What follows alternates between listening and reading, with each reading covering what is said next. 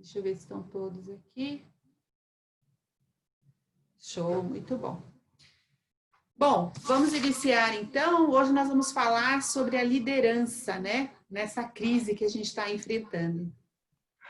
Eu vou olhar para o rosto de vocês. Vocês vão perceber que eu vou balançar aqui a cabeça, porque eu quero olhar os rostos. Tá certo? Não estou maluca, não. Estou só me movimentando aqui.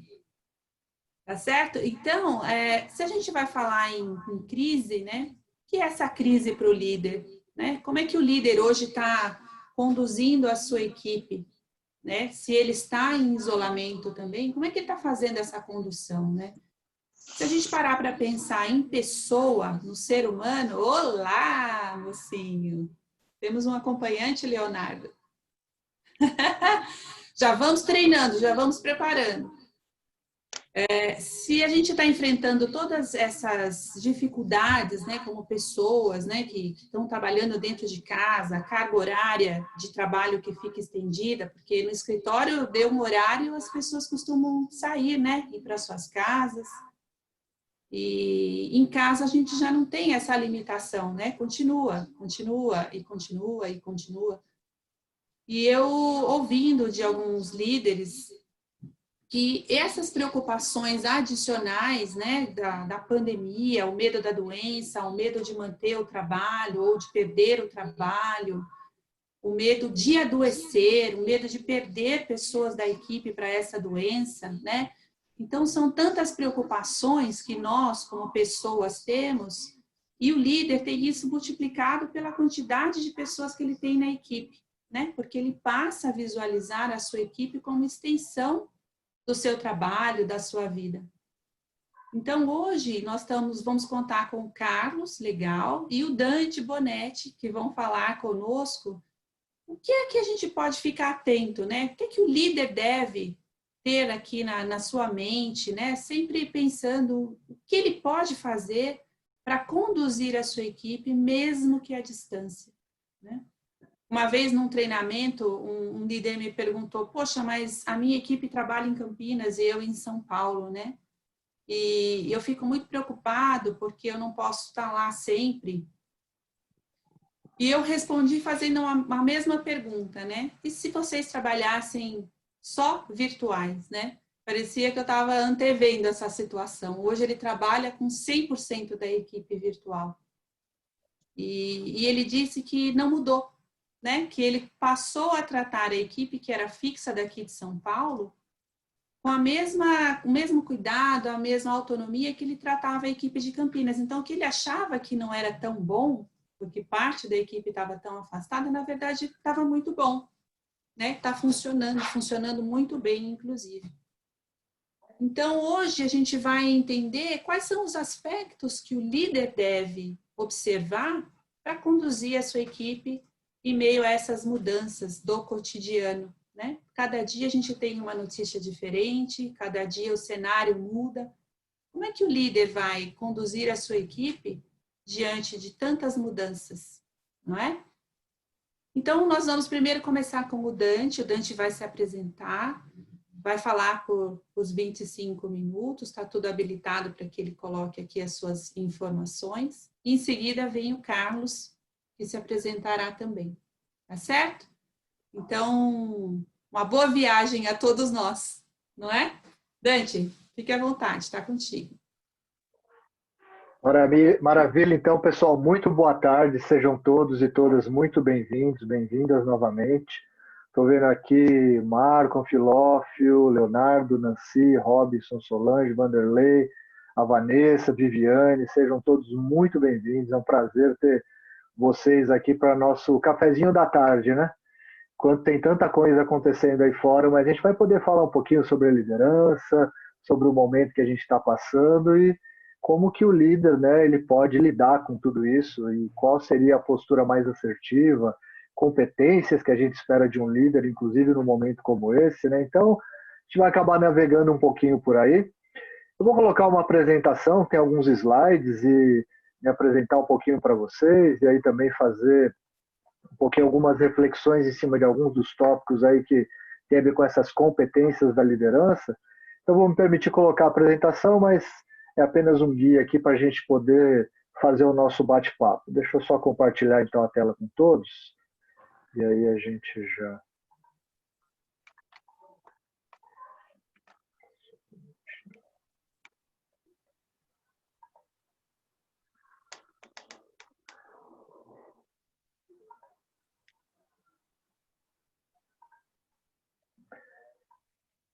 Maravilha, acredito que todos já devam estar vendo a minha tela, e aí, me apresentando muito rapidamente para alguns que talvez não me conheçam, alguns de vocês a gente já tem contato, né, e já vem convivendo, inclusive por algum tempo, né, em alguns trabalhos, em algumas instituições até que a gente já pôde conviver, mas eu trabalhei mais de 20 anos na área de RH, trabalhei em empresas como Nestlé, Saint-Gobain, o próprio Grupo Ibenec, foi uma carreira desde trainee de RH até diretor de recursos humanos, e em 2012 eu resolvi fazer a minha transição de carreira, saindo da vida como executivo e indo para uma carreira mais voltada para a área acadêmica e também para a parte de consultoria.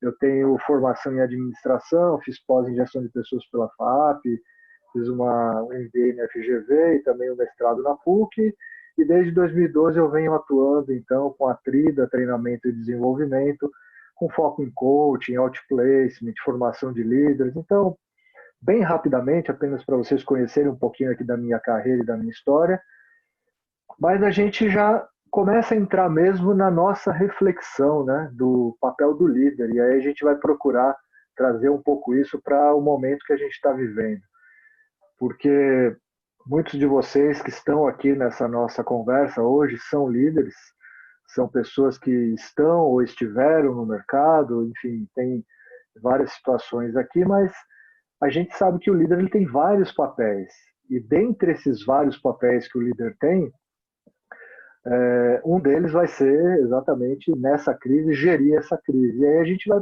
procurar passar um pouco por essas competências fundamentais, né, que cada líder vai precisar apresentar, ou na verdade já está sendo desafiado para apresentar.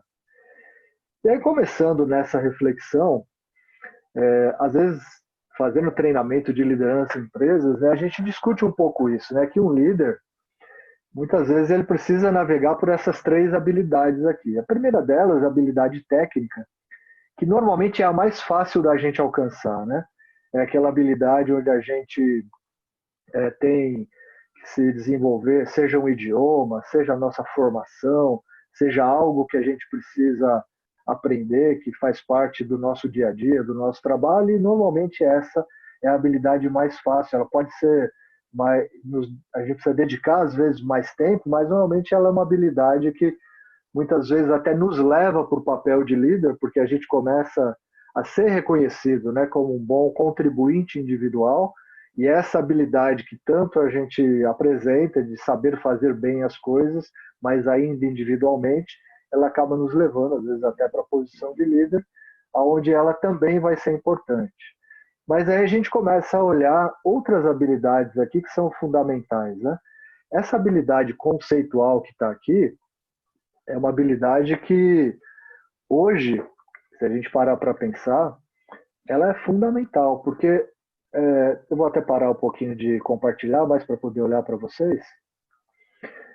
Hoje essa habilidade mais conceitual, ela é uma habilidade que muitos líderes estão tendo muita dificuldade, porque a habilidade conceitual é quando você tem coisas mais abstratas, coisas mais até estratégicas, e que você precisa trazer isso para uma realidade e implementar algumas coisas. Então a gente está falando aqui de uma capacidade que é fazer leituras de ambientes, fazer leituras de conceitos, de estratégias, às vezes até de uma visão de médio ou longo prazo, e trazer isso para uma realidade onde as pessoas entendam e queiram abraçar aquilo. E dentro dessa questão conceitual, se a gente pegar um pouco hoje na crise, a gente está tendo que lidar com muitos conceitos novos que a gente até então não estava ou pelo menos acostumado, ou então a gente não imaginava que teria que lidar num espaço de tempo tão curto. Então, quando a gente olha hoje, né, a questão de, se a gente perguntar para qualquer pessoa, qualquer uma que seja, quando isso vai acabar e qual a solução para isso, ninguém tem uma resposta pronta e definitiva.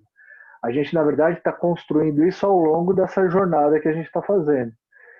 E essa habilidade do líder de perceber conceitualmente tudo que está acontecendo para trazer para a realidade e explicar isso dentro da empresa para outros líderes, para as equipes, é que faz o líder ele ser uma pessoa especial hoje.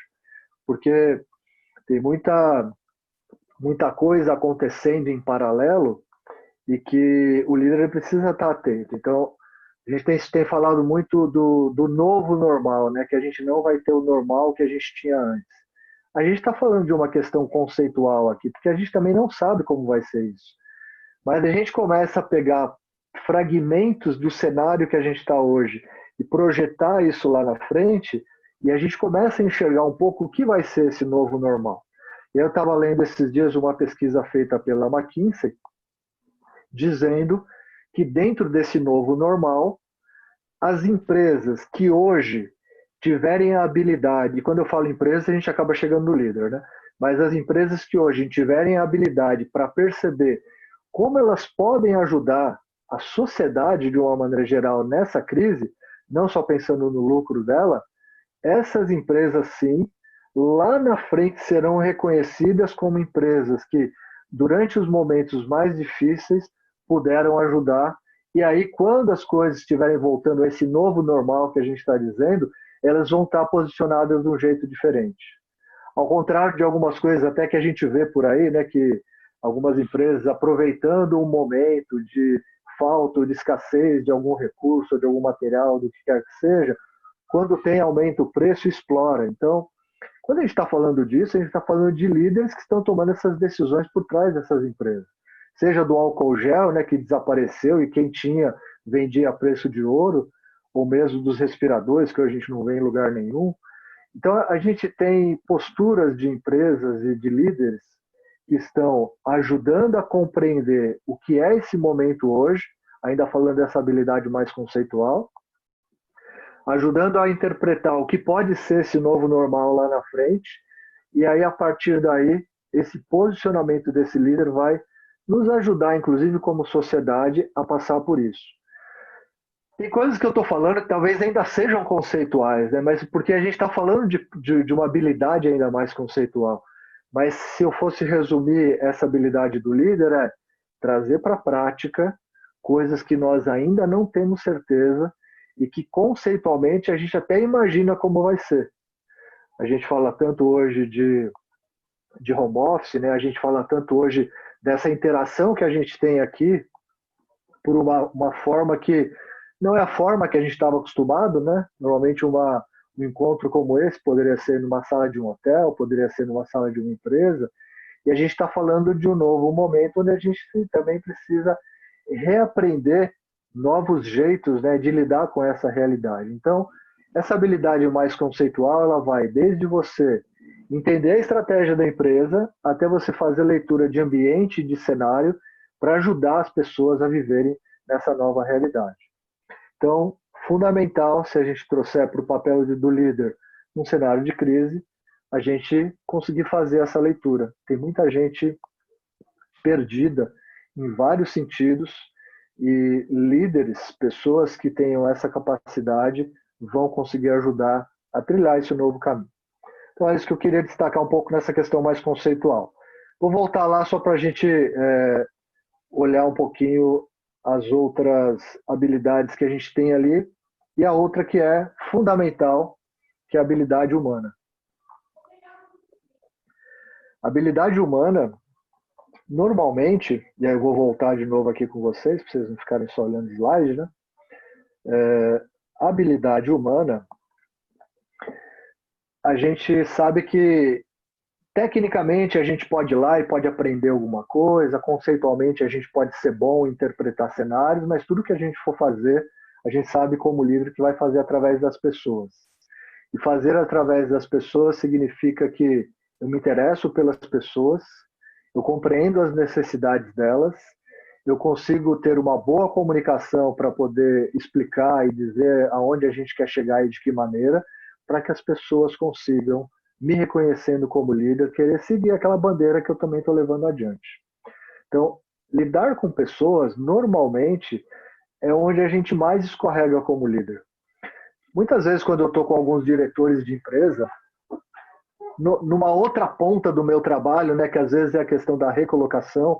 Às vezes eu vou numa empresa e aí um diretor fala, precisei de demitir um gerente aqui, ou o CEO fala que precisou demitir o diretor, e aí muitas vezes a fala que vem é, eu contratei essa pessoa pelo lado técnico e eu estou demitindo pelo lado comportamental. Esse lado comportamental tem muito a ver com essa questão de lidar com pessoas, de você conseguir trabalhar um objetivo, uma visão, engajando as pessoas para que elas, a partir daí, enxerguem lá na frente aonde a gente, como visão, né, aonde a gente deve chegar como equipe, os valores que estão envolvidos ali, e aí, em cima dessa questão das pessoas, a gente constrói o resultado. E agora, mais do que nunca, com tanta gente em casa, entram algumas questões importantes para a gente pensar em como lidar com as pessoas no ambiente onde a gente está vendo todo mundo à distância. Então, se você tem uma postura de um líder controlador, controladora, e você quer a presença das pessoas, e isso para você é importante, ver que a pessoa chega no horário e sai no horário, e você valoriza muito mais, né, a microgestão do que o resultado que as pessoas entregam, com certeza, nesse momento, como líder, você vai ter muita dificuldade. A gente não consegue controlar praticamente nada das pessoas quando a gente está no ambiente que elas estão, cada um nas suas casas hoje. A gente consegue marcar reuniões, a gente consegue ter algumas interações, mas as pessoas hoje têm muito mais autonomia para gerir o próprio tempo. E o que eu tenho conversado com pessoas que estão fazendo home office, estão trabalhando à distância, pelo menos as mais responsáveis, o relato no geral é: hoje eu estou trabalhando mais em casa do que eu trabalhava antes, porque em casa eu não tenho limite, né? Eu acordo lá 8 horas, já estou trabalhando, e se eu vou até às 6, 7, 8 da noite, eu não tenho que sair para me deslocar para lugar nenhum. Então, aquele tempo que eu ficava no trânsito, eu estou ganhando com produtividade trabalhando, né? Então, hoje tem muita gente trabalhando muito mais. Mas a questão é, na cabeça do líder, como que ele vai lidar com as pessoas nesse ambiente à distância? Então, é um paradigma também para a gente rever, né? No lidar com as pessoas num ambiente onde a gente não tem presença física. O controle pode ser muito menor, e se você gosta de microgestão, reforçando esse ponto, você vai sofrer muito. Então, aqui é lidar mais com o resultado que as pessoas podem trazer, né? Como cada pessoa pode contribuir com o seu resultado numa relação à distância, isso vai ser muito mais importante. A outra coisa é que na relação à distância, a gente vai precisar também perceber as necessidades das pessoas, né? Então, lidar com pessoas no ambiente à distância significa que tem gente que, de verdade, está surtando nessa pandemia. Porque tem gente que não aguenta mais de ansiedade de estar dentro de casa. Então, não é só o fato da pessoa ter que trabalhar, a produtividade e entregar um resultado, mas como que as pessoas estão lidando com essas questões emocionais. A gente vai falar daqui a pouquinho de inteligência emocional também, mas como que as pessoas estão lidando com as emoções dentro do cenário de pandemia? E se você não é um líder que presta atenção nisso, você vai ter gente que vai ter uma produtividade reduzida e que não vai entregar muitas vezes aquilo que você espera. Então, o lidar com pessoas hoje faz com que a gente também enxergue uma forma diferente da nossa relação. A gente hoje reaprendeu ou aprendeu a lidar com a gente mesmo dentro do nosso ambiente, né? Porque a gente está com muito mais tempo eu digo que a gente está com mais tempo para estar com a gente mesmo, né? E o fato de estar com mais tempo para a gente ficar e perceber quem eu sou, as minhas limitações, aquilo que eu gosto, aquilo que eu não gosto, porque não tem tanta distração externa, porque eu estou fazendo um trabalho em casa mais focado, às vezes até com mais tempo, faz com que eu tenha algumas reflexões. E aí o líder precisa estar atento que isso está acontecendo também. Como que ele vai capturar isso na equipe que está, às vezes hoje tem uma equipe espalhada até pelo Brasil inteiro e cada um está num lugar, né? Como dar esse apoio também para as pessoas, para que elas consigam produzir ou se manterem produtivas com tantas dúvidas e incertezas, e às vezes até com um parente que está doente que ela vai ter que cuidar ali. Então eu diria que tem desafios aí para a gente pensar, para a gente trabalhar. Lógico que a gente sozinho não vai conseguir fazer nada disso, mas como líder eu preciso estar atento a isso, estar com o olhar aberto para que isso aconteça. Para a empatia que eu preciso ter com o outro começa a fazer essa diferença na relação de dia a dia do líder com as pessoas. Então, eu diria que, resumindo isso que eu estava falando, o fato de nós estarmos à distância traz um componente adicional para o líder lidar com as pessoas num ambiente ainda tão incerto. Então, mais um ponto de reflexão para nós, né? Fazer a gestão das pessoas dentro de um novo paradigma e com ferramentas à distância. Esse, sem dúvida, é um dos nossos desafios aqui. Deixa eu voltar lá para a gente compartilhando mais algumas ideias aqui com vocês. A inteligência emocional, né? Aqui é legal a gente falar um pouquinho disso, porque se a gente for resumir um pouco a inteligência emocional, primeiro eu ter a autoconsciência para lidar com as minhas próprias emoções, perceber a emoção que eu estou sentindo e lidar com ela, é o primeiro passo para que depois eu possa me relacionar melhor com as outras pessoas.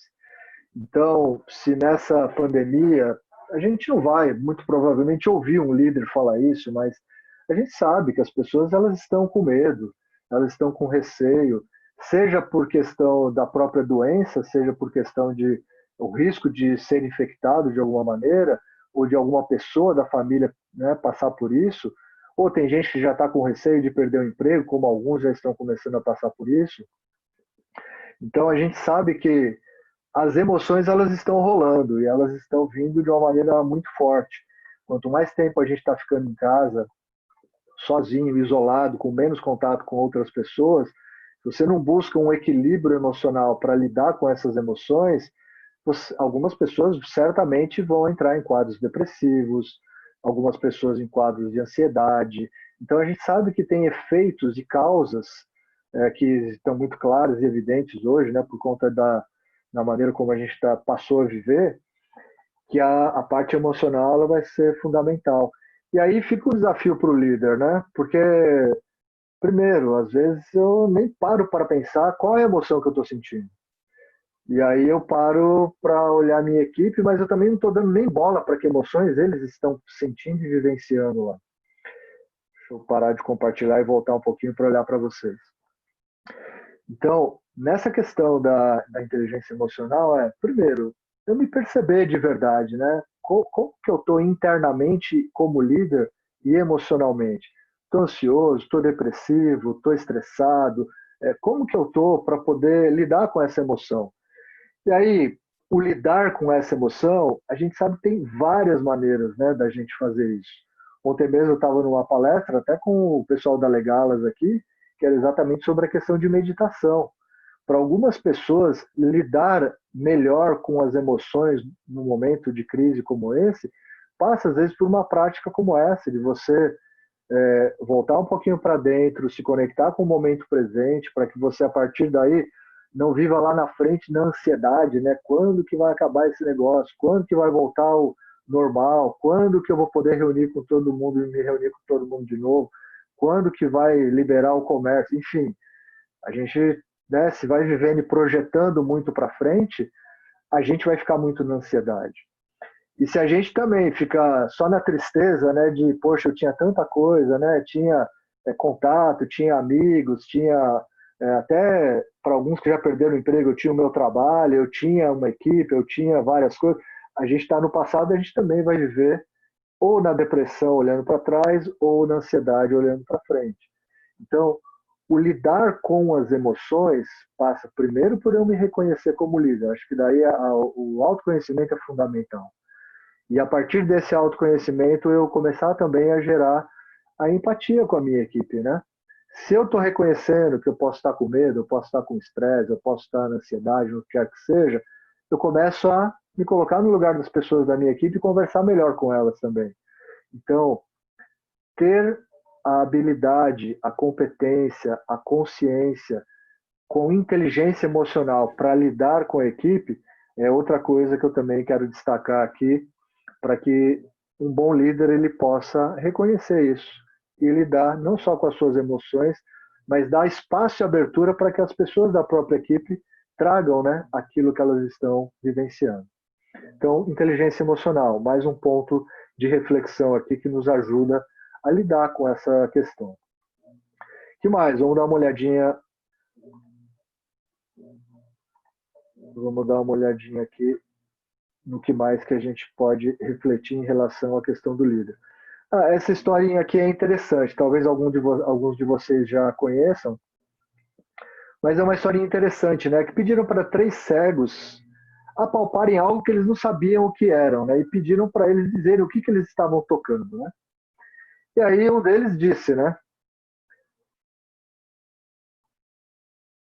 É uma cobra. Estava lá tocando uma parte de algo que ele não conhecia, ele achou que era uma cobra. O outro falou que era a montanha. E o outro aqui achou que era uma corda. E a gente, né, olhando isso tudo aqui, na realidade que a gente está palpando hoje, é uma das reflexões que a gente pode fazer aqui, que é uma realidade que nenhum de nós aqui pode dizer que tem essa realidade 100% conhecida ou 100% identificada. A gente está, sim, identificando partes dessa realidade. Então, a gente tem que reconhecer também hoje a gente vive de certa forma, a gente vive uma cegueira em certos aspectos, porque a gente está lidando com algo que a gente nunca lidou antes, um cenário que a gente nunca lidou. Então, às vezes, como líder, eu posso ir lá e dizer algo que eu acho que eu estou dizendo, mas não é a figura completa, é uma limitação. Mas mesmo assim, continuando na história aqui dos 3 cegos, né? A gente traz essa visão para a questão de olhar de maneira sistêmica tudo que está acontecendo. Então, por mais que eu tenha limitações no cenário de não conseguir enxergar tudo, mas eu preciso pegar todos os fragmentos dessa realidade que estão chegando para mim e ir construindo esse todo para ajudar a minha equipe, para ajudar a minha empresa, para ajudar as pessoas que estão ao meu redor, para também enxergarem isso. Então, como líder, eu preciso estar me conectando com várias coisas e não me limitar a uma única, achando que aquilo que eu vi, só aquilo vai explicar toda a situação. E ao mesmo tempo que a gente, dentro de um cenário como esse, né, a gente sabe que para uma organização isso traz alguns perigos, mas a gente pensar também que isso traz oportunidades, né? E na questão das oportunidades, deixa eu agora parar de compartilhar um pouquinho e voltar com vocês. Na questão das oportunidades, quando eu olho esse cenário e aquilo que eu consigo absorver dele, e eu enxergo lá os perigos, as dificuldades, mas ao mesmo tempo, o que é que a gente pode fazer, e aí pensando como líder, né? O que a gente pode fazer para de um cenário que tem tantas dificuldades, eu também extrair dali uma possível oportunidade. E tem empresas que estão olhando e buscando esse tipo de coisa. E certamente, se a gente olhar daqui a um ano, muito provavelmente, vou colocar num cenário um pouquinho mais distante, tem várias oportunidades que a gente hoje está começando a perceber que a crise nos trouxe uma oportunidade de rever várias coisas. Se a gente pegar, começando pelo nosso lado pessoal, vou falar por mim, tem várias coisas que eu já revi, por exemplo, nos meus hábitos de consumo. Tinham coisas que eu consumia antes que eu achava que eram assim, não, eu não posso ficar sem, ou eu preciso de... E hoje eu estou vendo que, naturalmente, eu posso viver consumindo menos, até para adaptar uma realidade de vida e de questão de receitas, né, que também diminuem num momento como esse, a uma realidade financeira. Então, a gente começa a perceber que tinha algumas, entre aspas, vacas sagradas que falam, não, nunca vou olhar para isso, agora a gente está olhando. Então, tem oportunidades do nosso lado pessoal de enxergar essas coisas, né? A gente consegue fazer algumas reduções de custo, a gente olha e fala, poxa, eu mudei isso na minha vida e realmente o mundo não acabou, né? A gente olha isso do lado pessoal e do lado das empresas também como líder, a gente pode enxergar oportunidades. E já tem algumas que já estão surgindo, né? Imagina esse tanto de gente que está trabalhando de casa hoje, quanto que as empresas não estão economizando de energia, de recursos, de aluguel de sala. Daqui a pouco vai ter empresa que vai falar, bom, não preciso de uma estrutura tão grande como a que eu tinha. forçada a ir por uma situação que não tinha outra alternativa, mas aqui eu também estou enxergando uma oportunidade, né?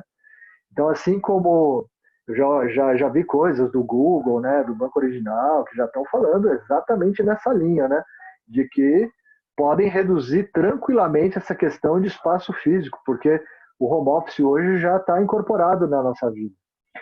Então, tem oportunidades aí. E como líder, se você estiver dentro de uma organização e você só enxergar o problema, você vai deixar de repente, trazer uma ideia para poder melhorar alguma coisa, aproveitando que agora também a gente está sendo forçado a rever os nossos paradigmas, né? Então, nosso nível de resistência para algumas coisas ele é muito grande, mas agora ele vai ser, obrigatoriamente, a gente vai ser forçado a ir para um outro caminho.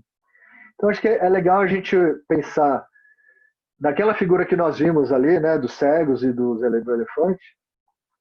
A gente está um pouco assim, a gente está apalpando partes dessa realidade, tem riscos e tem perigos, mas a gente tem que procurar conectar tudo que a gente está vendo, ouvindo e aprendendo agora e procurar daí extrair oportunidade. Então, mais uma coisa que um líder nesse momento pode fazer e deve buscar informações de diferentes fontes e conseguir conectar coisas. E aí, voltando naquela habilidade de conceitual, aí daí desses conceitos, dessas ideias, ir para alguma coisa mais prática com algo que possa ajudar a empresa, a organização. Muito bem, voltar lá.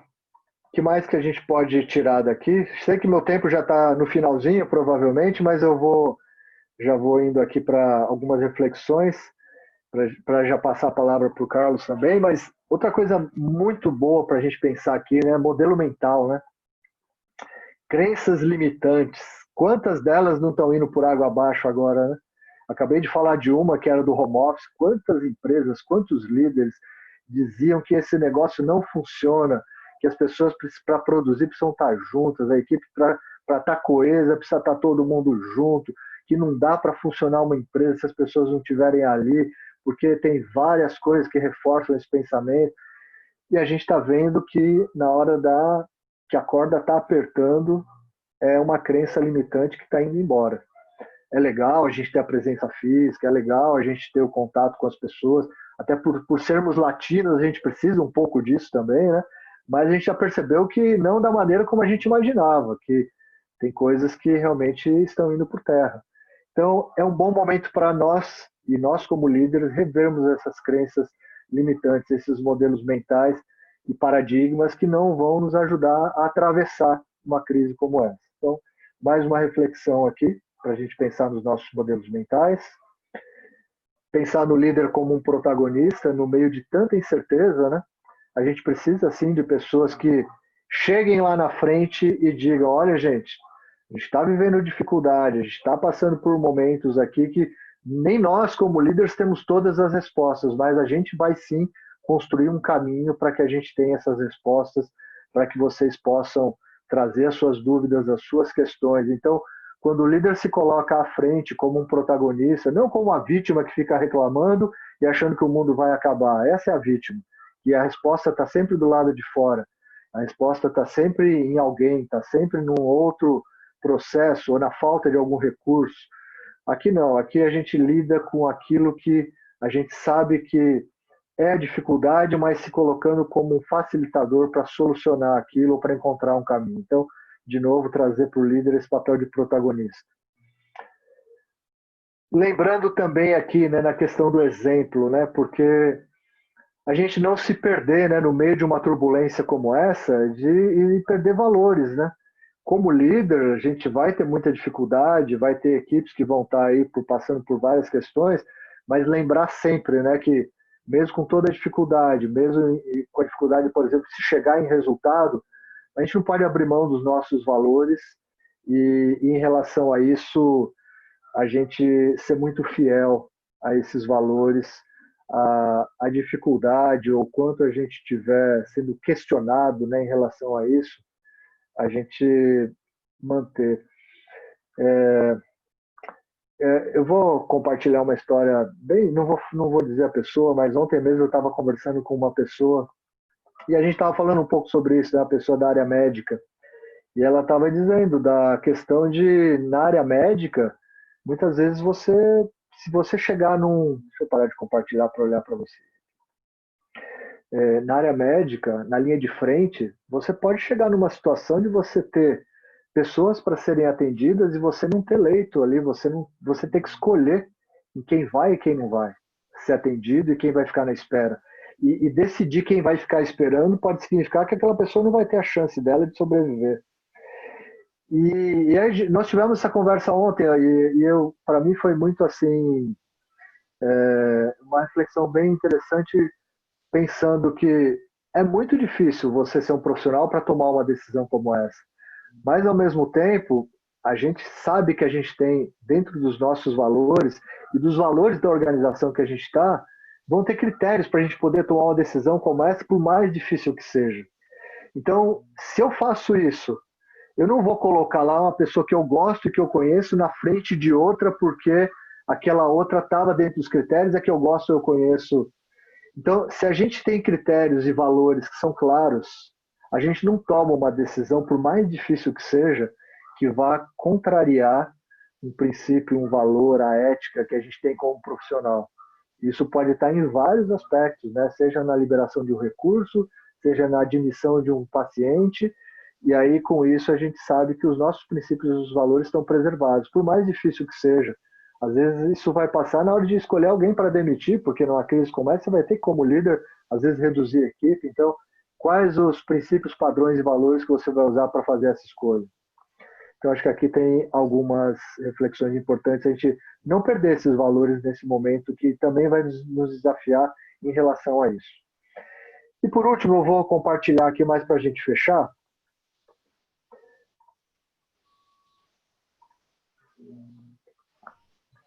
que é exatamente a gente nos tornarmos a mudança que nós queremos ver no mundo, né? Então, num momento tão difícil como esse, que a gente está precisando tanto de amor, compaixão, solidariedade, o olhar para o próximo, tudo isso que a gente tem visto que pessoas, empresas, organizações, líderes, tem muitos que estão fazendo isso, é exatamente esse exemplo de como eu posso me doar mais um pouquinho e nessa doação, aí sim eu vou ser exemplo e aí sim os meus liderados, as pessoas que estão junto comigo vão olhar e vão falar: tenho orgulho de trabalhar com essa pessoa, tenho orgulho de trabalhar nessa organização, sei que essa empresa, sei que essa organização, ela tem por objetivo final o lucro. É normal isso, mas ela tem valores, tem princípios e tem posturas éticas num momento tão difícil como esse. Então eu queria levar para essa reflexão final do quanto que a gente consegue levar como exemplo para que a gente seja essa mudança que a gente quer ver. E aí lá na frente, quando a gente passar por essa fase mais aguda dessa crise, a gente poder lembrar das nossas atitudes como líder e como a gente ajudou não só nossa equipe, nossa empresa, mas pessoas que estão ao nosso redor a passar por tudo isso. Então, era essa a reflexão que eu queria fazer com vocês aqui. Acho que eu até passei um pouco do tempo, vou passar a palavra aqui para o Carlos Legal, para que ele possa aí dar continuidade e que ele tem mais coisas interessantes para a gente falar também. Muito bom, muito bom. Parabéns, Dante. Muito importante para a gente ter essa oportunidade desse bate-papo. E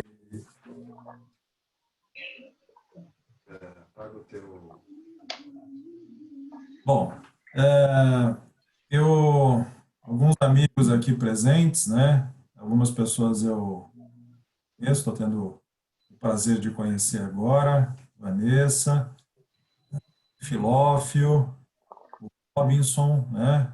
Alguns outros são meus ex-alunos, amigos, clientes, enfim, sejam muito bem-vindos. Eu vou fazer aqui também uma rápida apresentação. Eu sou sócio aqui da Legalas, junto com a Ana, e nós temos aqui, só para que vocês possam ter uma ideia dessa iniciativa, né? Dessa nossa, do Conexões Legalas, ele nasceu justamente em função da crise, né? Como uma ação solidária para levar conhecimentos de diversos temas, para aquelas pessoas que precisam criar um ambiente de reflexão e buscam um pouco de informação para poder lidar com essa situação. Uma rápida apresentação, então, na verdade, Dante é meu colega, meu amigo, desde a época da Nestlé, onde nós trabalhamos juntos lá. Só que eu fiz um caminho um pouco diferente. Eu saí da Nestlé na virada de 99 para 2000, fiz a minha transição de carreira com 30 anos de idade, porque me apaixonei pela área de educação e direcionei minha carreira para isso. Então, desde lá, eu fundei a empresa, fundei a Legalas. Esse ano, a empresa está fazendo 20 anos e a gente tem aí oferecido para as empresas, apoiado as empresas nas suas estratégias de aprendizagem e educação corporativa. Há 6 anos, eu sou professor da Fundação Getúlio Vargas, em alguns MBAs, voltado para as disciplinas comportamentais. Liderança, comunicação interpessoal. A única disciplina que eu dou, que é uma disciplina técnica, é gestão de saúde e qualidade de vida, que está dentro do MBA de Recursos Humanos, onde eu contribuí com esse livro que vocês estão vendo na capa, Recursos Humanos Transformando pela Gestão, e juntamos ali 18 professores e cada um escreveu um capítulo específico para o livro. Aqui tem todos os meus contatos, depois a gente vai poder se conectar. Muito bem, eu gostaria de trazer uma reflexão, e talvez essa imagem, ela representa um pouco do cenário do que a gente está vivendo hoje. A gente fala, eu ouvi muito falar sobre mundo VUCA, né? Para quem não sabe, o VUCA é o acrônimo de volátil, incerto, complexo e ambíguo, né? Quer dizer, é um ambiente onde você não tem controle. Eu acho que o Covid-19 ele trouxe para a gente, de uma forma bastante radical, essa situação de que nós não controlamos absolutamente nada. É um cenário realmente complexo, é um cenário desafiante, né? E talvez isso traga, tanto para as empresas quanto para a liderança, uma situação de completa vulnerabilidade, porque acabou com a reputação de vários futuristas, né? Estavam ali acompanhando o que vai acontecer com o mercado, o que vai acontecer com o mundo. Quer dizer, ninguém preveu, né, uma situação dessa. Apesar que eu assisti há um tempo atrás um documentário que está disponível no Netflix chamado Pandemia, e que já estavam prevendo alguma situação como essa há cerca de 2 anos atrás, né? Então, quer dizer, para a ciência não havia novidade, porque a ciência ela tem um olhar muito de padrões, né? Então vai acompanhando os padrões, o que vai acontecer. Então, veja, a reflexão essencial, e essa imagem que uma pessoa está surfando bem a onda e o outro está tomando um belo de um caldo, ela talvez traga para a gente essa situação de que nós estamos vivendo, né? Não dá para controlar o ambiente, né? É uma falácia muito grande a gente achar que temos controle sobre o ambiente, sobre a natureza, né? O que a gente precisa, então, para viver dentro desse cenário que é complexo, que está o tempo todo em transformação? É desenvolver habilidades, né? E como o Dante bem falou, né? Quando a gente traz as habilidades conceituais, habilidades humanas, habilidades técnicas, como elementos para que a gente possa ter um melhor enfrentamento desse cenário e dessa situação. Eu tenho me dedicado bastante a estudar um pouco da complexidade. E segundo os teóricos da complexidade, a gente está vivendo hoje o que é chamado da complexidade generativa. Isso é, nós não temos repertório para lidar com ela, né? Talvez todas as competências que nós temos à nossa disposição, todo o conhecimento crítico que fez toda a diferença até esse momento, ele não é suficiente para dar conta dessa realidade que a gente está enfrentando. A grande pergunta é, quais competências e quais conhecimentos a gente precisa ter? Então, isso nos coloca diante da nossa total vulnerabilidade. A gente não tem resposta. E a gente precisa aprender, né? A gente precisa construir isso. E uma das lições mais preciosas que eu tive sobre liderança, e o Dante vai lembrar que o Dante estava comigo lá, em 2011, na última visita da Sua Santidade o Dalai Lama, e eu tive a oportunidade de participar das 5 conferências com o Dalai Lama. A primeira foi a que eu mais gostei, que foi a mais especial, que foi o Fórum de Líderes. E os líderes podiam fazer perguntas, né, para o Dalai Lama. Eu não me lembro da pergunta, mas nunca me esqueci da resposta que ele deu, que foi a seguinte: eu não sei. E aí ficou um silêncio ali, e eu comecei a observar a minha reação interna diante dessa resposta do Dalai Lama, e eu pensei, caramba, ele não sabe, porque o nível de expectativa que eu tinha com a presença dele ali era imensa. E ficou um silêncio, e daqui a pouco ele responde, bom, eu realmente não sei, mas nós podemos aqui construir juntos essa resposta, né? E eu acho que ali ele demonstrou 2 habilidades que a gente não encontra nos livros de gestão, na formação das lideranças, que eu trago comigo como dois elementos importantes para uma boa liderança. Primeiro, reconheça que você é vulnerável, reconheça as suas fraquezas. Isso te traz humildade, né? Mas isso não implica em acomodação.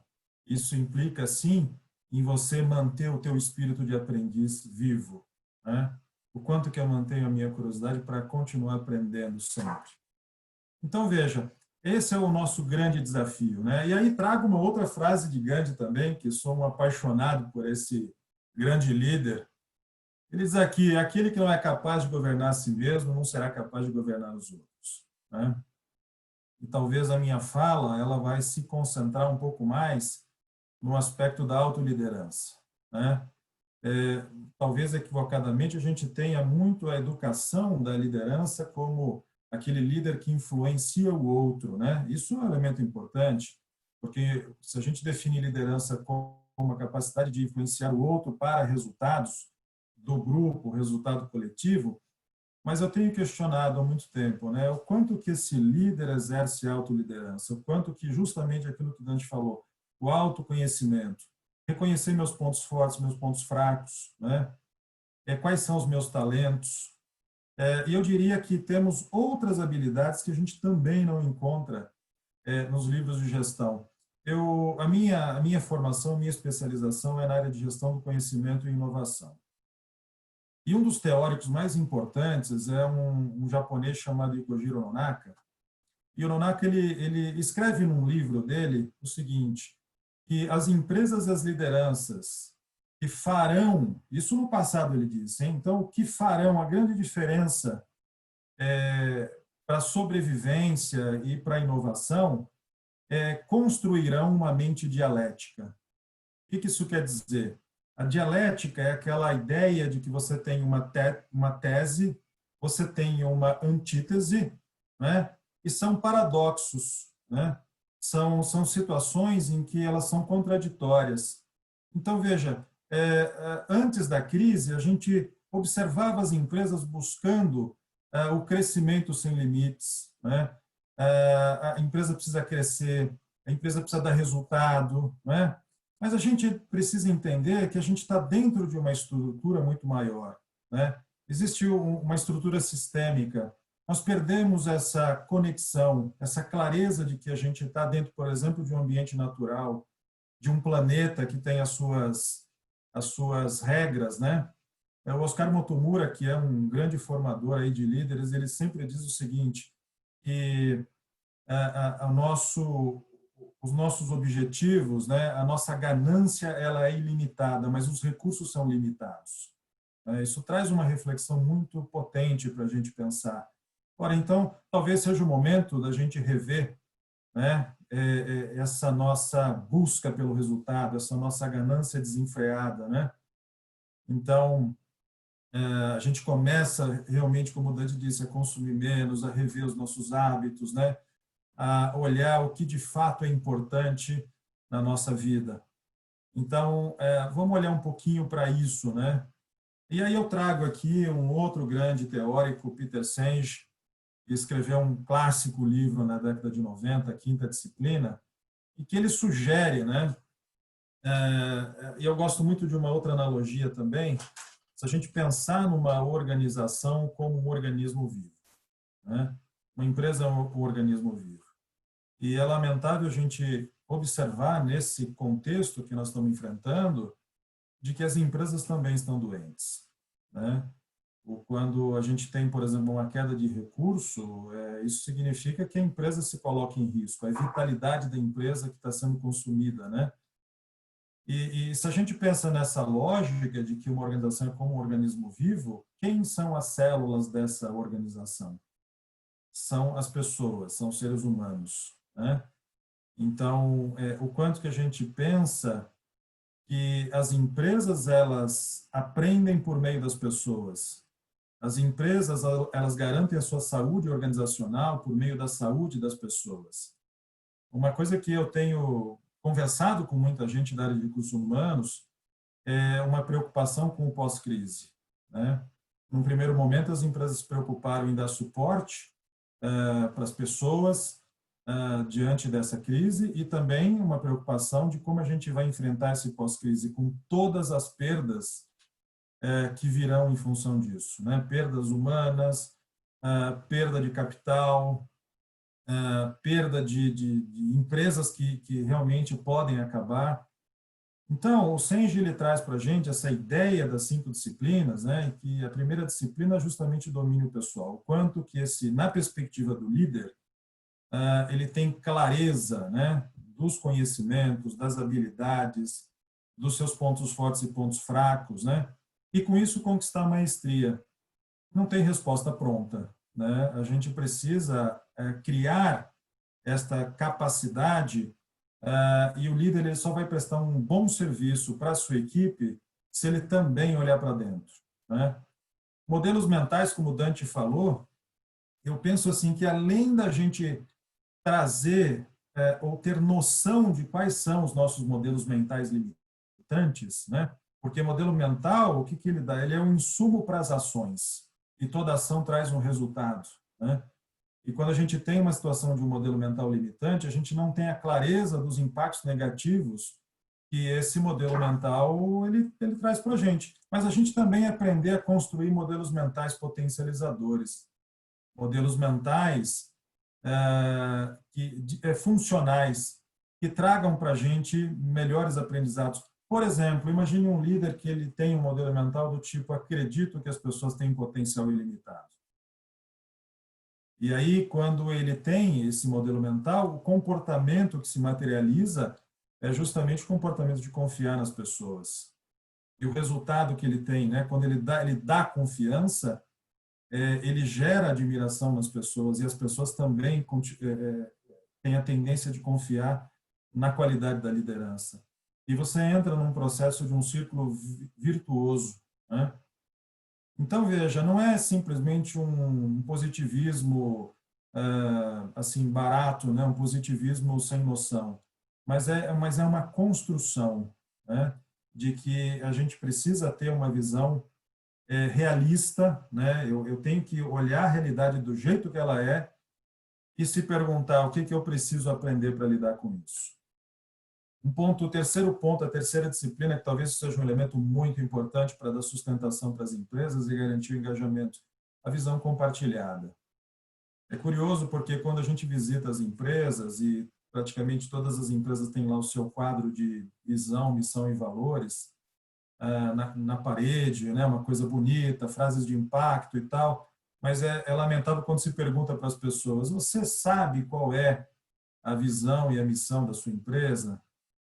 E às vezes as pessoas constrangidas colam no crachá, né, dão uma olhadinha assim, porque é função da liderança também ajudar as pessoas a materializar, né? Porque o que dá sustentação para uma organização, assim como para nós, pessoas, seres humanos, são os valores, né? Os valores, eles sugerem o quê?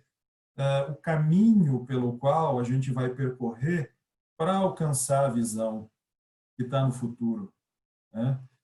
É claro que a crise ela nos confronta, né, de uma forma muito séria com relação a isso, e a gente precisa rever, né? Mas cabe à liderança ela ter uma liderança, como Dante disse, pelo exemplo, né? Ela incorporar isso e continuar mostrando para as pessoas para onde nós estamos indo, porque isso é fundamental para garantir o engajamento e o comprometimento das pessoas.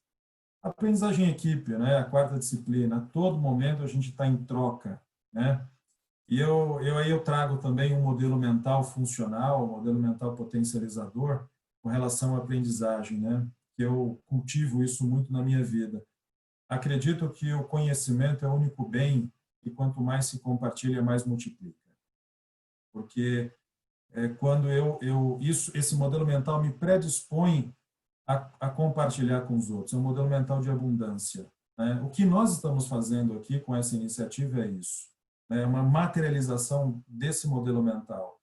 Compartilhar o conhecimento de uma forma voluntária, de uma forma entendendo, né? Porque as pessoas depois vão perceber, nossa, como eles são generosos, né?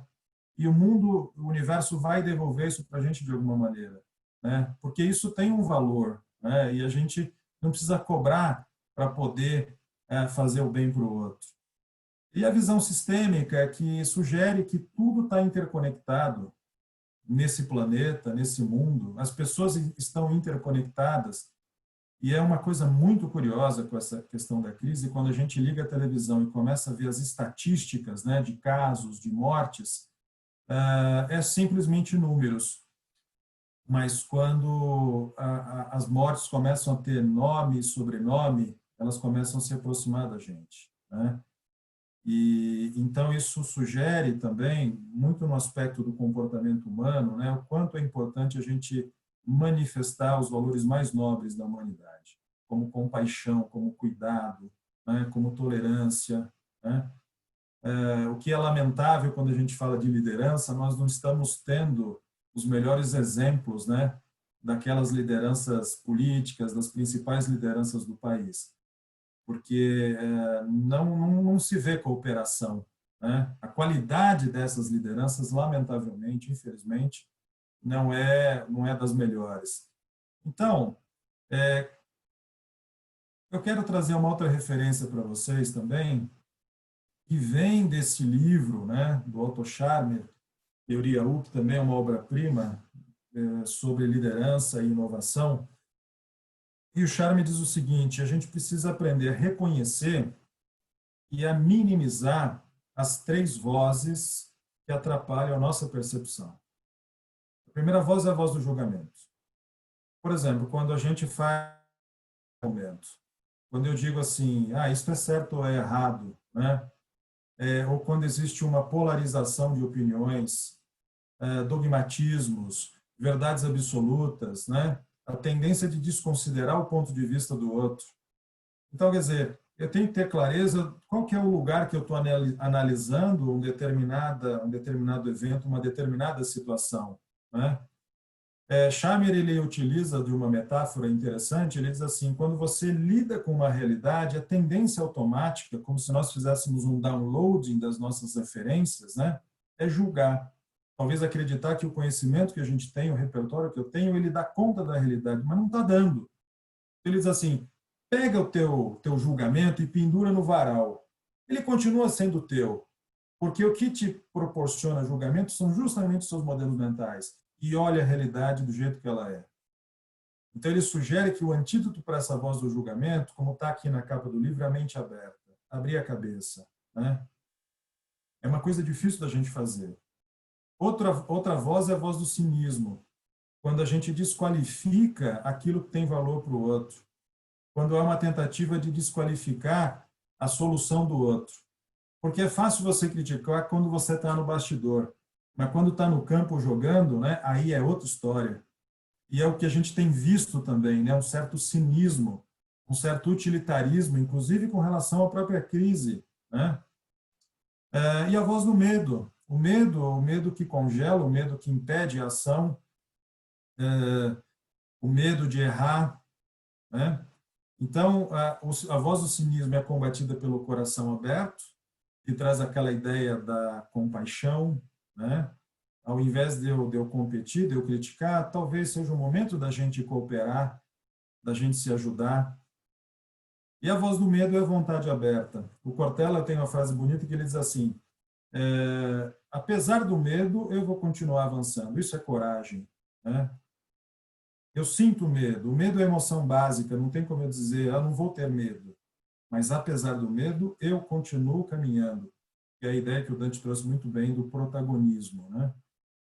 Eu quero trazer aqui uma referência sobre resiliência, sobre mudança, né? Isso aqui quando a gente traz uma correlação, né, da energia do indivíduo com o tempo, né, para a gente ilustrar aqui o ciclo emocional da mudança, quando a gente teve a notícia, né, da situação, a gente tem uma situação de choque, né, uma reação de choque. Talvez você tenha dito, a casa caiu, né? Mas esse tempo ele dura muito pouco. Isso vale para qualquer situação de mudança na vida, né? O estágio 2, por exemplo, é a negação defensiva. Quando a gente começa, por exemplo, a dizer assim, não está acontecendo comigo, né? Eu acho que eu tenho ouvido muitas pessoas dizerem assim, não, a crise vai acabar em julho a vida volta ao normal. Isso é uma negação. Será que realmente, o quanto que a gente tem, uma coisa que eu ouvi ontem numa live que eu assisti, né? O apego pelo passado. A gente tem apego, né? Apego daquilo que já passou e não vai voltar. O que é esse novo mundo, esse novo normal? Talvez a gente, né, precise entender que eu tenho que ser protagonista para ajudar a construí-lo. Não temos resposta pronta para isso. Agora, a gente percebe também as reações emotivas das pessoas, né? A negação sugere muita raiva. E é aqui que mora o perigo, porque isso pode durar muito tempo, né? Então, a melhor resposta é eu não sei. Quando me perguntam, quando a gente vai voltar? Eu não sei, não dá para saber. Não me arrisco a dizer. Mas quando a gente passa por um estágio 3, a gente começa um processo de reconhecimento e aceitação da realidade. Bom, esse é um novo cenário, né? O que eu preciso fazer para me adaptar? Então, por exemplo, ao invés de resistir, eu começo a aceitar, eu começo a me adaptar. Por exemplo, eu estou em home office, muitas pessoas têm desafios com relação ao home office, porque, imagina, o casal juntos com filhos pequenos, né? Nós temos gente na família, por exemplo, que tem criança pequena e minha cunhada vai dormir 2 horas da manhã. Porque além de todas as responsabilidades que ela tem como uma executiva, ela também tem as responsabilidades com a criança, com a casa, cuidados da casa, percebe? Então, a gente tem um quarto estágio, que é o estágio da aceitação, da adaptação, da ação eficaz. E aí a grande pergunta é o que eu posso fazer de diferente? O que eu posso aprender diante da crise? Isso é uma mudança importante de mindset, ou modelo mental, como se queira chamar, né? Qual é a oportunidade que está escondida aqui? E, mais uma vez, não é um positivismo barato, mas é olhar com realidade. Porque se você criar essa predisposição para investigar, para aprender, certamente você tirará várias lições preciosas, né?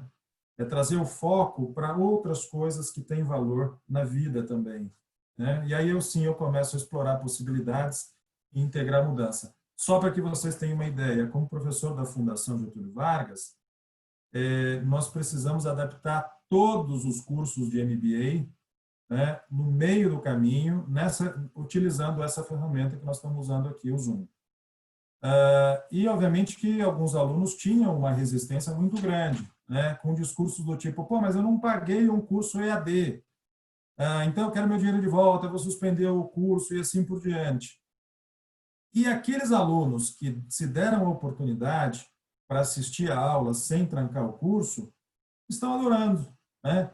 Alguns alunos, por exemplo, têm dito o seguinte, poxa vida, não dá para continuar o curso desse jeito? Porque para mim é muito melhor, eu evito viagem, eu fico com a minha família, né? Então, olha só a adaptação, né? Quando a gente sai desse estágio 1 e a gente vai para o 4, dependendo do tempo, da velocidade, hoje se fala muito sobre liderança ágil, por exemplo, é você sair da resistência e ir para a resiliência. Eu me adapto. Então, a própria FGV já criou um produto novo chamado FGV Live, 100% Zoom, porque não é uma solução nem presencial física, que é o que a gente está acostumado, e nem EAD, que são aulas muitas vezes gravadas. Criou-se um novo produto, percebe? Então, talvez a gente tenha que pensar, né? Eu, dentro do meu negócio, dentro da minha empresa, o que a gente pode fazer de diferente? Algo que tenha valor para a sociedade nesse momento, né? Sem fechar os olhos para a situação de muitas e muitas perdas que as pessoas terão. Então, quando a gente traz essa questão da mudança e a resiliência como uma competência que nos ajude a enfrentar isso da melhor maneira possível, eu vou aqui me apropriar de uma frase de um amigo querido, Eduardo Carmelo, que diz aqui: resiliência é a capacidade de você manter-se sã e competente em ambientes de complexidade, que é o que a gente está vivendo hoje, né?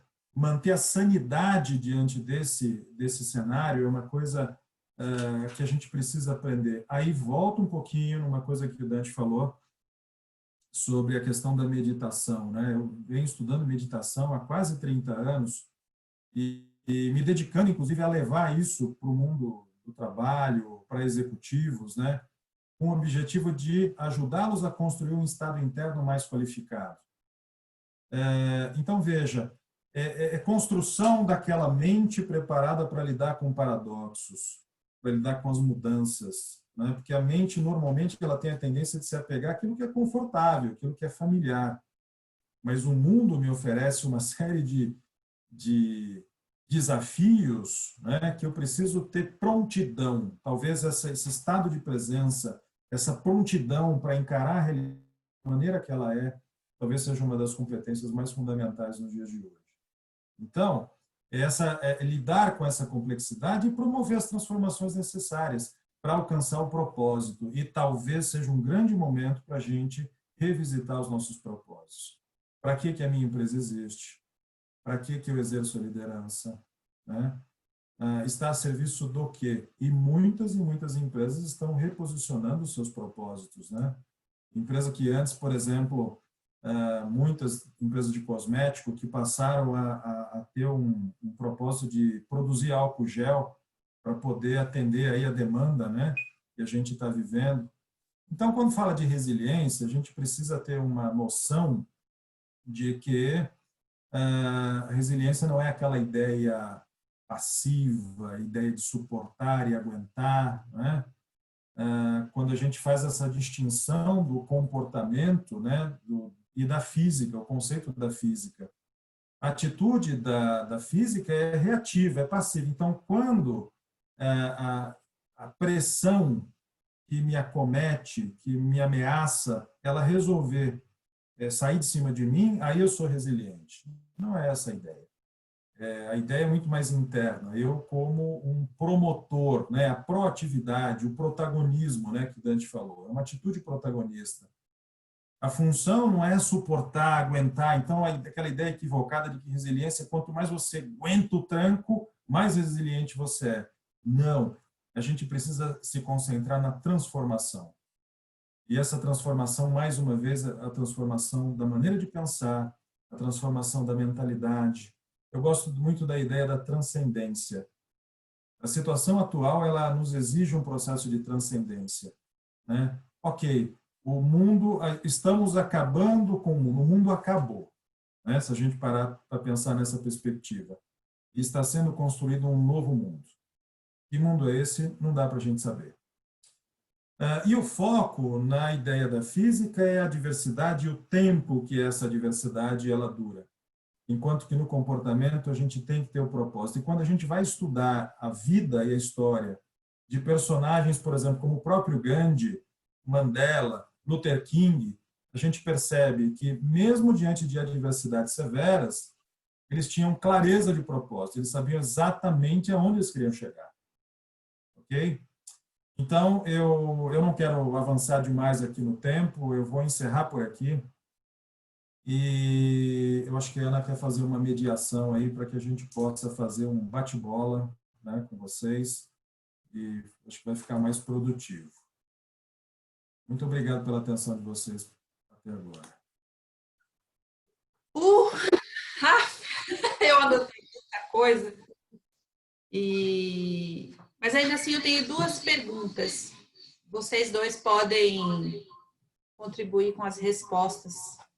A primeira delas é, então, diante de tudo isso que vocês falaram, né? Tá, temos aqui que manter a sanidade, né? Pensar no que é importante, temos que avançar apesar do medo, temos que encontrar a luz, né, em meio ao caos, temos que deixar a posição de vítima, né, e também não vitimizar as pessoas que estão à nossa volta.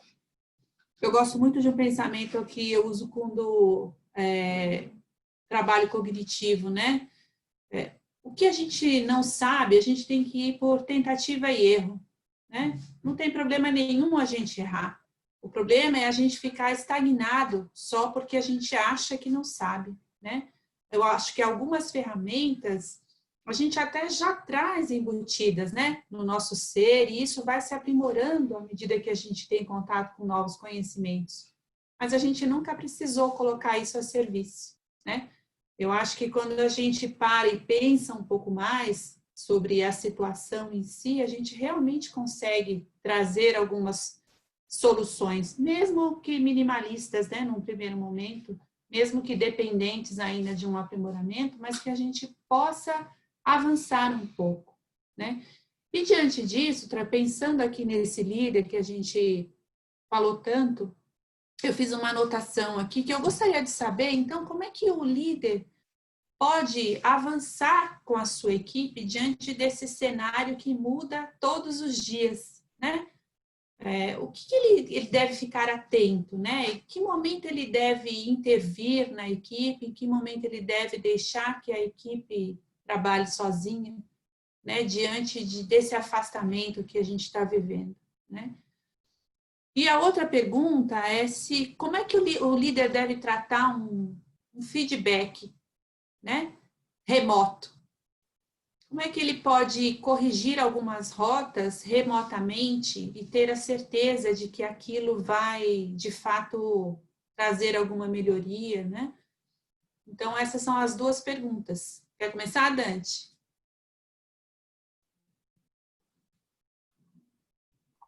Posso falar assim.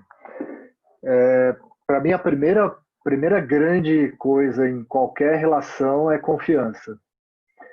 Então, pegando a primeira parte da tua questão, qualquer líder que quiser construir qualquer coisa junto com a equipe, que quiser levar para qualquer caminho, a primeira base de relação é a confiança, que é o que acontece com a gente, com quem a gente escolhe como amigo, com quem a gente escolhe partilhar a vida, para quem é casado, para quem é noivo, para quem tem um namorado, uma namorada. Então, a gente começa com uma relação com base em confiança. Então, o que eu enxergo como grande valor, pensando num líder, pensando na relação da equipe, pensando como construir esse caminho, né, para sair disso tudo que a gente está falando, primeiro é manter ou reforçar os laços de confiança. Porque se o líder não tiver isso, ou ele corre logo para conquistar, ou então ele não vai conseguir avançar. Porque a confiança, a gente sabe que é algo que se constrói, não é de um dia para o outro, né?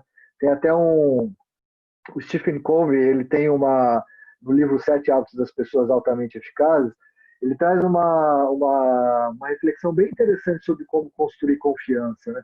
Para quem já leu, eu vou fazer um comentário rápido. Se você não leu, é legal, é uma boa reflexão pensando em competências de liderança. Mas ele fala assim: quando a gente tem numa relação, né, de dia a dia dentro de uma empresa com as pessoas, se você combina com alguém que você vai entregar um relatório, por exemplo, e você combina que o relatório você vai entregar todo dia 30, e se você todo dia 30 ou dia 29 você entrega, até antecipando aquela demanda, né, surpreendendo quem você tem aquele compromisso, você vai criando, eles chamam de conta bancária da confiança, né? Então você vai criando uma conta bancária de confiança, onde cada acerto e cada antecipação de meta, cada coisa que você realiza conforme o combinado, é uma conta corrente que você vai somando ali os créditos.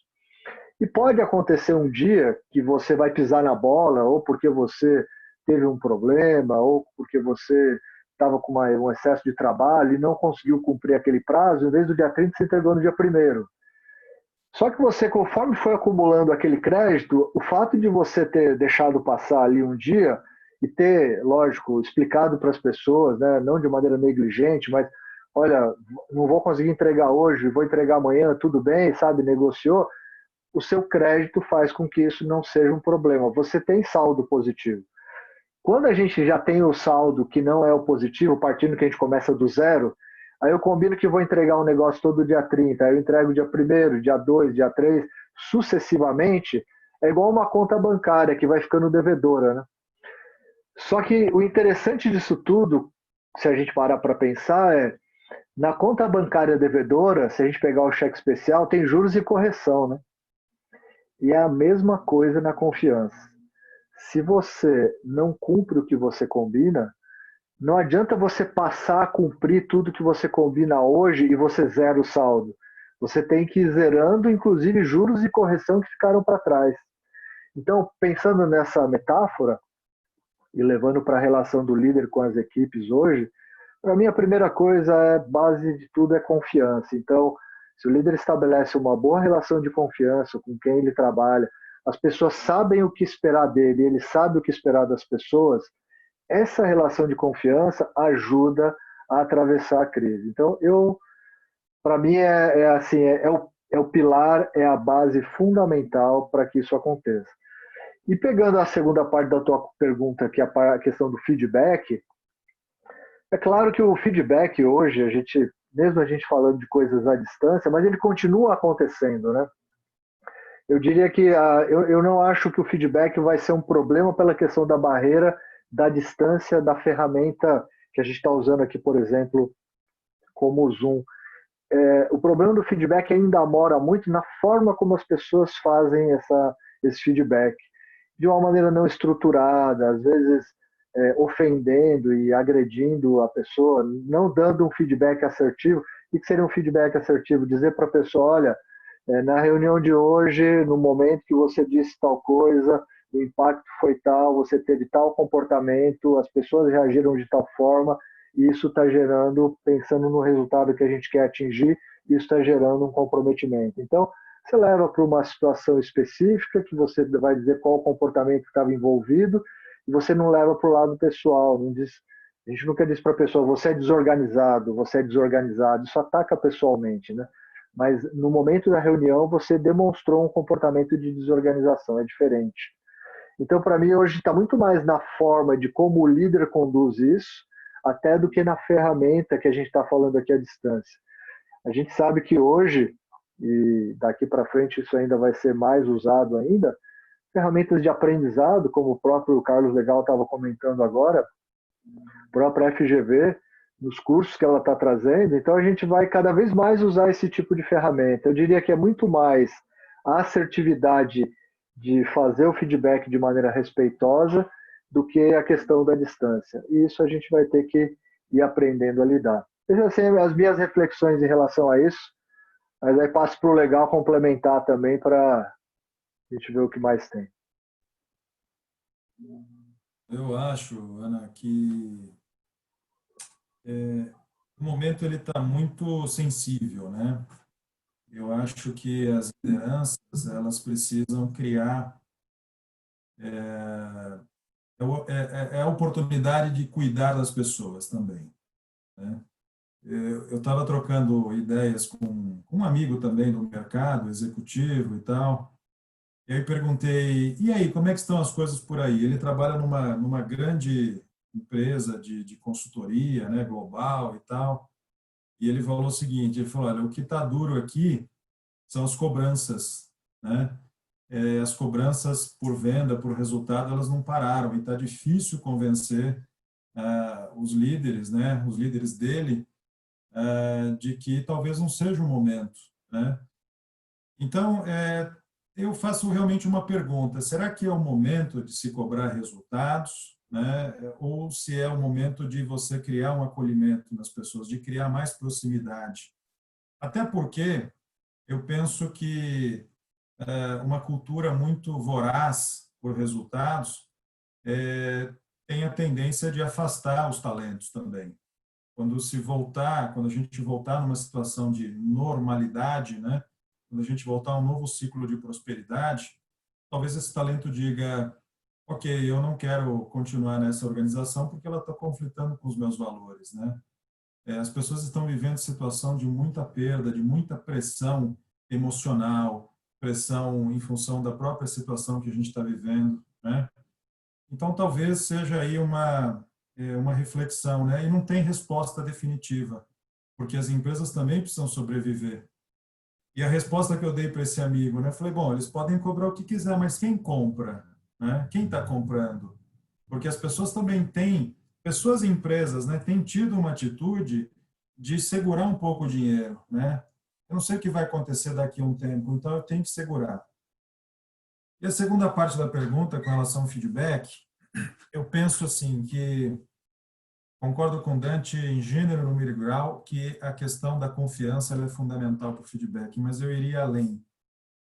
O quanto que o líder ele precisa se empenhar em criar e fortalecer uma cultura de feedback.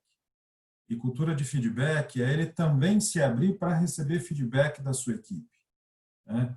Não é simplesmente o feedback dentro de uma avaliação formal de desempenho, né? Mas é no dia a dia, ali na relação.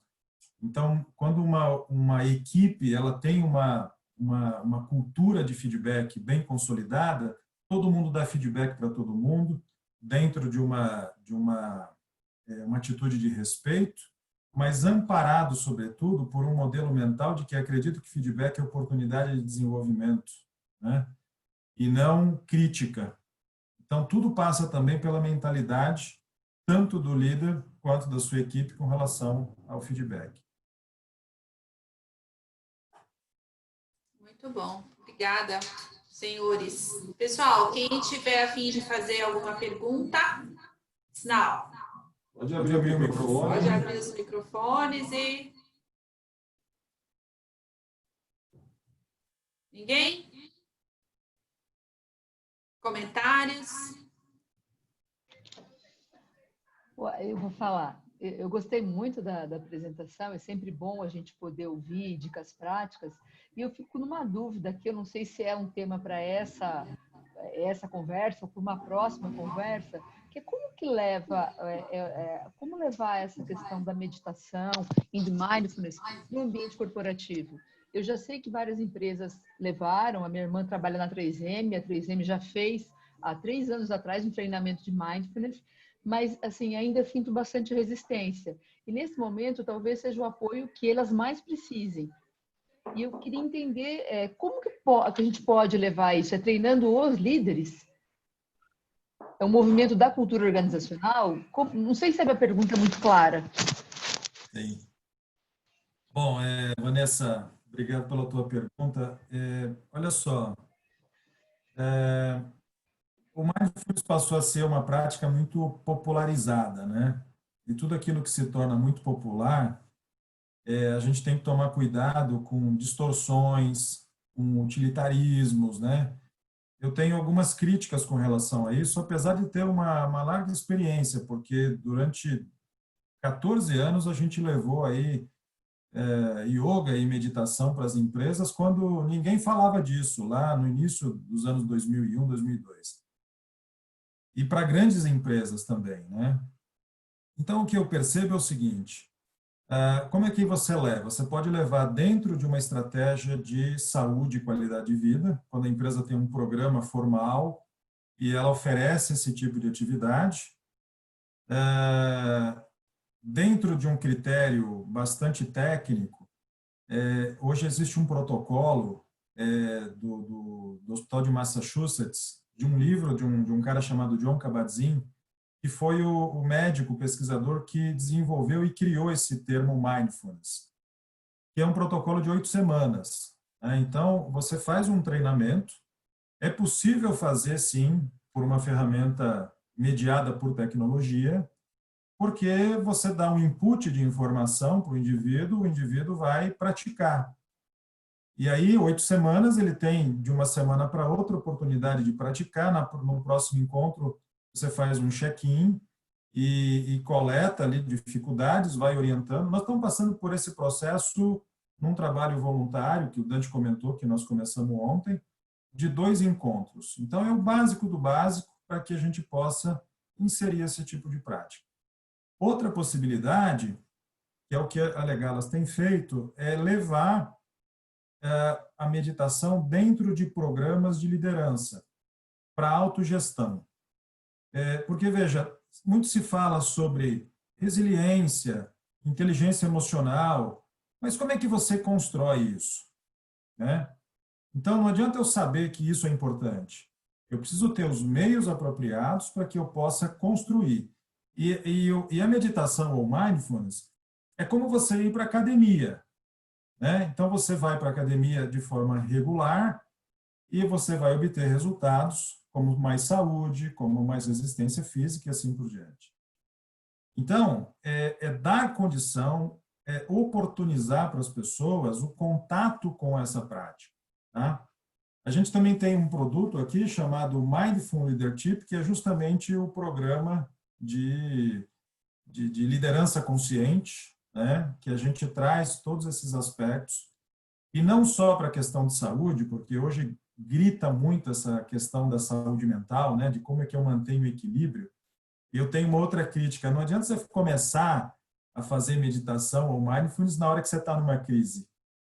Eu preciso fazer porque eu vejo o valor, porque eu tenho prazer naquilo, e eu posso dizer, por experiência própria, quando se vivencia uma crise e você já tem a musculatura mental preparada para aquilo, a tua resiliência já está ali, ela já faz parte de você. E você vai ter uma melhor qualidade de enfrentamento daquilo, tá? Então, hoje temos pesquisas científicas que comprovam o efeito positivo da prática regular no cérebro, inclusive para gestão de estresse e enfrentamento de adversidade. Tá bom? Obrigado. Obrigada, Carlos. Mais alguém gostaria de eu quero fazer um comentário também em relação ao que o Carlos estava comentando e que a Vanessa perguntou da meditação, porque é interessante isso, né? A gente, numa cultura mais ocidental, a gente precisa que um cara lá de Massachusetts, de um protocolo, um monte de coisa para poder entender que esse negócio funciona. Tem um indiano agora lá numa caverna no Himalaia que o cara não conhece nada disso, mas ele está meditando e sabe tudo que tem de bom por trás da meditação, né? Então, em relação à tua pergunta de levar para o ambiente corporativo, a gente começou a encontrar um pouco de caminhos por conta disso, né? Desses protocolos, desses estudos, né? Porque o nosso lado mais racional dentro das empresas pede isso. Então, quando a gente consegue mostrar isso para a organização, fica mais fácil um pouco para dar o primeiro passo, para não parecer que é aquele negócio de abraçar a árvore e que alguém vai sair do corpo quando está meditando, né? Então, é um pouco isso. E a experiência que eu tive, principalmente o ano passado, foi de pedidos de empresa através de programas de qualidade de vida e semanas de SPAT, por exemplo, que é onde, às vezes, é o primeiro lugarzinho ali que entra. Mas os executivos já estão começando a se dar conta disso, de que uma mente bem trabalhada também gera produtividade, né? Então, quando a gente leva para esse aspecto, está começando a ter uma ressonância maior dentro do corporativo. Então, faço minhas as palavras do Carlos Legal e só complementar com isso que aos pouquinhos a gente está vendo essa abertura. Porque eu vejo assim, o meu marido tem uma equipe, ele tem 50 pessoas, e quando ele conta, eu falo, não, essas pessoas precisam de um suporte de alguma forma mais emocional, que, claro, tem a terapia, mas talvez né, o que vocês estão falando de coisas mais simples, principalmente com a empresa de TI, né? Uma empresa de TI, as pessoas têm bastante, né, não estão acostumadas a falar de sentimentos, são pessoas mais introvertidas, né? Sem ser nenhum preconceito, sem ser grosseira. Mas é talvez aonde eles precisem mais, tanto que eles pedem todo dia para trabalhar na empresa. Não, você não pode ir. Não, eu quero ir, não pode ir. Então, eu vejo desse lado de como levar um certo conforto, né? Das pessoas que estão sofrendo de uma forma, claro que a gente sabe que não vai salvar, mas se ajudar um pouco a melhorar, já está válido, né? Então, por isso a minha curiosidade. Muito obrigada à aula dos dois. Obrigado. Só uma coisa, Vanessa. Deixa eu complementar, né? O próprio Kabat-Zinn, fecha o microfone. O próprio Kabat-Zinn, ele é um grande meditador zen budista. Ele, como médico e pesquisador, ele sabia, ele foi um pouco safo, assim, né? Ele falou, se eu levar a meditação do jeito que se faz dentro de um mosteiro, para o ambiente acadêmico e da medicina, ele ia enfrentar várias resistências. Então, ele organizou, ele lapidou, né, todo esse conhecimento para que fosse mais digerível para as pessoas, né? E então é uma crítica que a gente tem feito, né? Falar de Buda e meditação, mindfulness e neurociência, yes. Mas quando você não tem uma visão profunda, o que aconteceu? O próprio Dalai Lama, ele é um grande patrocinador das pesquisas neurocientíficas. Então, o próprio Daniel Goleman, que a gente associa à inteligência emocional, o Goleman, ele frequenta a Índia desde a década de 70.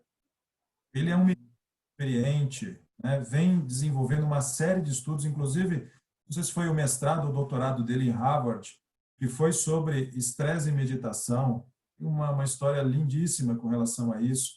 Então, é um assunto, e aí eu deixo uma dica para vocês, tem um livro do Goleman e do Richard Davidson, que é outro pesquisador importante, chama Ciência da Meditação. E eles, assim, saem muito em defesa das tradições, né? Porque vem de lá. Então, a gente precisa saber fazer esse filtro, né?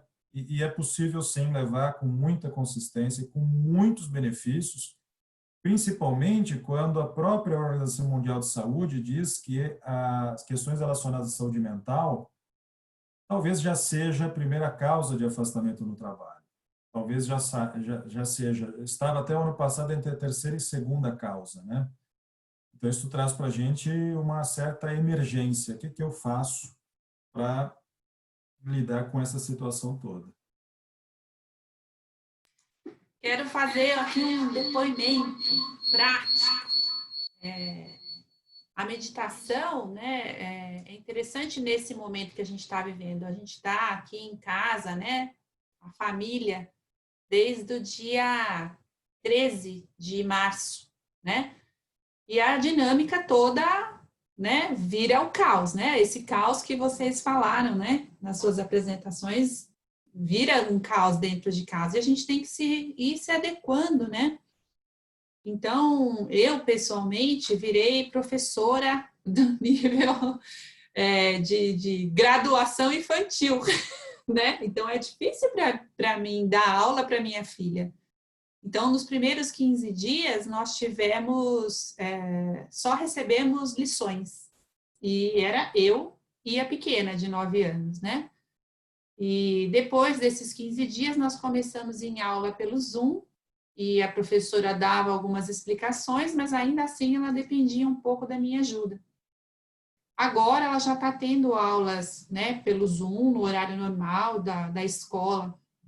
Isso ajudou bastante, mas durante esse período, né, com todas as acumulações de funções que eu fui tendo que absorver no meu dia a dia, a meditação me ajudou bastante, porque em alguns momentos eu pensava em surtar. Eu vou enlouquecer aqui, não vai dar certo isso, tem gente morrendo. Então, eu comecei a perceber e a usar essa ferramenta da meditação, porque à medida que você está no processo meditativo e que a sua mente escapa e que você tem que voltar sua mente para aquele momento, você vai fortalecendo esse hábito, né? Então, quando eu percebi que a minha mente estava indo para o caos, né? Eu trago a mente de volta, né? Tá tudo certo, tá tudo em ordem, eu estou conseguindo fazer todas as questões que eu tenho que fazer durante o dia, tá tudo certo, né? E aí, vi um jornal, morreram mais 1.000 pessoas, então você se assusta, aí você puxa de novo a mente e diz, não, mas está sendo feito um trabalho, as pessoas estão, o Ministério da Saúde ou o governo do estado estão, quer dizer, você começa a voltar para o seu eixo, porque a prática da meditação ajuda você a treinar a mente para voltar, né? Não surtar. Então, eu posso aqui firmemente garantir a vocês que essa ferramenta funciona, né? Quanto mais a gente faz, mais condição a gente tem de controlar a nossa mente, de fazer mais sem gerar tanto estresse pessoal.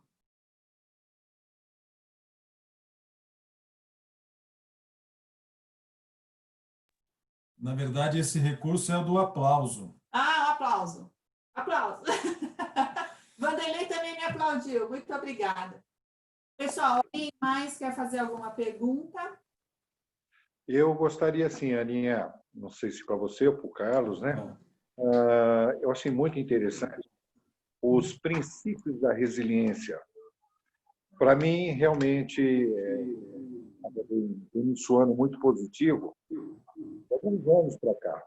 Eu gostaria até de me aprofundar um pouquinho mais quanto a esse tópico da resiliência. Eu não sei se através de alguma leitura ou com o passar dos dias, do nosso bate-papo, o que vocês podiam me colocar aí para mim me aprofundar um pouquinho mais? Olha, Marcão, eu diria que a própria prática de meditação, ela ajuda na construção desses aspectos da resiliência. Por exemplo, tem leituras, tem bons livros, né, que eu posso te indicar também. Posso colocar aqui no chat para vocês algumas referências de livros que podem ajudar. Mas, basicamente, resiliência, tem um livro muito bom e muito lindo, chamado Em Busca de Sentido, de um médico chamado Viktor Frankl. E ele foi um judeu e ele viveu no campo de concentração. E a essência daquele livro, ele diz o seguinte, que até para que a gente possa ter uma capacidade de enfrentamento, você precisa ter um porquê na vida, né? Um para quê, um propósito, né? E assim, é fácil a gente perceber que muitas pessoas que passam por adversidades severas e que elas, quando têm uma clareza, né, desse propósito, elas têm uma melhor capacidade de resiliência. Porque resiliência, ela é entendida como a capacidade de você sofrer uma pressão, sofrer uma adversidade, e você aprender com ela e sair melhor dessa adversidade, né? É simplesmente a ideia eu posso dizer, pela minha própria experiência de vida, que a meditação, ela me ajuda a construir essas habilidades, ou essas competências, ou essas qualidades da resiliência, que a gente pode explorar, por exemplo, uma visão, ter flexibilidade, né, a capacidade de você se adaptar, uma visão positiva da vida, né? Mas não é um otimismo vazio, é um otimismo realista, né? Então, quer dizer, eu não vou ficar esperando que as coisas aconteçam. O Dante falou do protagonismo, isso é uma outra qualidade de uma pessoa resiliente, né? Então, tem várias coisas, vários elementos. Porque eu sempre acredito assim, eu preciso cuidar de mim mesmo, né? Por exemplo, cuidar da saúde, ter uma saúde em ordem, é também uma condição de resiliência, ok? Basicamente, é olhar mais para dentro. Mas aí eu vou passar aqui para vocês alguns livros. Tem um livro muito bom de um professor da FGV chamado Resiliência. Vou colocar o nome dele aqui, que é o Sabag. Esse livro está por aqui.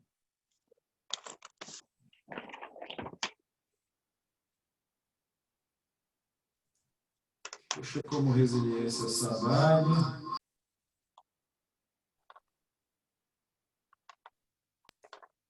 Bom, enquanto o Carlos anota no chat, todos vão ter acesso. Alguém mais gostaria de fazer alguma pergunta? Não? Marcão, quer continuar alguma pergunta? Não. Eu achei interessante, porque, primeiramente, me desculpem, a princípio aí a Manuzinha entrou aqui comigo, mas são assuntos que realmente levam a gente a repensar, realmente. O Dante tocou em assuntos aí muito positivos, né? E eu estou gostando de estar com vocês, é muito bom. O grupo, no geral, está muito ativo, muito proativo também, né?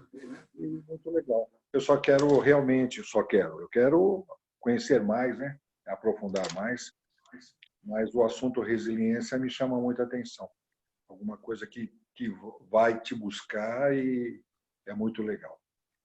Depois eu vou mandar uma foto para vocês, é que eu não estou no computador, eu estou no celular. Eu recebi uma foto que está me remetendo a essa resiliência. É uma foto incrível que eu recebi e que toda hora que eu fecho os olhos eu lembro dessa foto. Logo na sequência eu vou passar para vocês e infelizmente eu deixei o computador lá no segundo andar e está aqui no celular. Mas, Aninha, muito obrigado. É muito 10. Tá? Eu estou mandando para vocês aqui. Muito 10. Estou mandando aqui um artigo que eu escrevi sobre resiliência. Aí já, está no LinkedIn. Dá uma olhada nisso aí, Marcão. Muito legal.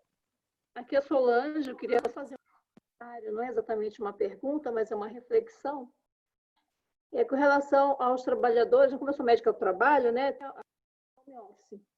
Então, eu vejo assim, que existe uma ansiedade, né, bem geral, tanto para as pessoas que não trabalham, mas estão confinadas, quanto as pessoas que trabalham agora em home office.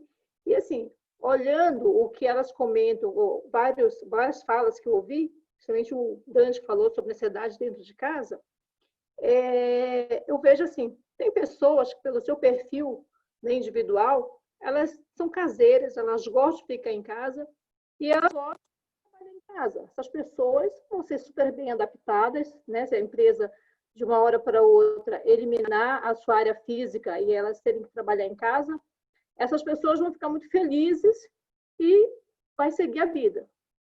Mas tem um outro grupo, acho que eu estou no apagado aqui, deixa eu abrir. Ok. Mas tem um outro grupo, né, que é o grupo que gosta de trabalhar numa empresa, gosta de ter o seu espaço, né, de sair de casa, ter um horário para só fazer isso, trabalhar. E quando chegar em casa, ter o seu horário com a família, não misturar as duas coisas. Então, essas pessoas que gostam de fazer atividades ao ar livre, né, gostam de passear, essas pessoas têm sofrimento total. Então, assim, a gente não pode, quando eu vejo assim, o home office, eu vejo para esses dois lados. Um grupo que está muito feliz e um grupo que está muito infeliz. Porque ela ficou, né, retirou dela todo esse momento de socialização, de ir para um local e voltar, apesar de, às vezes, ela reclamar o ano inteiro do trânsito, disso, daquilo, mas aí faz ela feliz. Aí, quando ela chegar, quando terminar a pandemia, a empresa fala, acabou o espaço, não existe.